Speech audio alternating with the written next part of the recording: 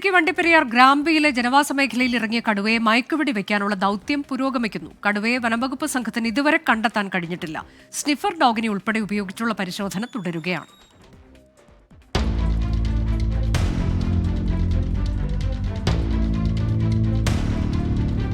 ഇന്നലെ വൈകിട്ട് 8 മണി വരെ കടുവ എവിടെയെന്ന് വനംവകുപ്പ് കൃത്യമായി കണ്ടെത്തിയിരുന്നു. എന്നാൽ കടുവ രാത്രിയിൽ ഈ സ്ഥലത്ത് നിന്ന് നീങ്ങി.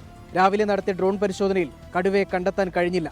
തുടർന്നാണ് സ്നിഫർ ഡോഗിനെ തേക്കടിയിൽ നിന്നെത്തിച്ച് തെരച്ചിൽ തുടങ്ങിയത്. 2 വെറ്റിനറി ഡോക്ടർമാർ ഉൾപ്പെടുന്ന 50 പേരുടെ സംഘമാണ് ദൗത്യത്തിന്. കടുവയെ ഇന്ന് തന്നെ മയക്കുവെടി വെച്ച് പിടികൂടുമെന്ന് വനമന്ത്രി AK Saseendran.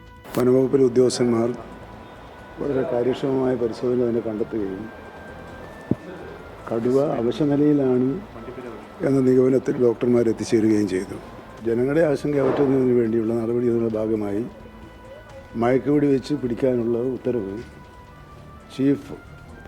Principal chief forest wildlife warden ബന്ധപ്പെട്ടവർക്ക് നൽകിയിട്ടുണ്ട്. കടുവയെ പിടികൂടാൻ വൈകുന്നതിൽ നാട്ടുകാർ പ്രതിഷേധത്തിലാണ്. വനംവകുപ്പ് കാര്യക്ഷമമായ ഇടപെടൽ നടത്തുന്നില്ലെന്നാണ് നാട്ടുകാരുടെ ആക്ഷേപം. ഞാൻ ലോട്ടറി കച്ചവടമാണ്. എനിക്ക് എൻ്റെ ഉപജീവനം ഇതാണ്. രാവിലെ 5 മണിക്ക് ഞാൻ ഇറങ്ങുന്ന സമയമാണ്. അപ്പം ഞാൻ വരാൻ നേരത്തെ ഈ കടുവ ഇടയ്ക്ക് കിടന്ന് ഏതെങ്കിലും ആക്രമിച്ചാൽ എന്നാ ചെയ്യും? കടുവ കാട് കയറാനുള്ള സാധ്യത വനംവകുപ്പ് തള്ളുന്നില്ല. എന്നാൽ ഇക്കാര്യം ഉറപ്പുവരുത്തുന്നവരെ നിരീക്ഷണം ശക്തമായി തുടരുമെന്നും വനംവകുപ്പ് വ്യക്തമാക്കി. സുമിത്തിനൊപ്പം രാഹുൽ വിജയൻ, 24 ഇടുക്കി.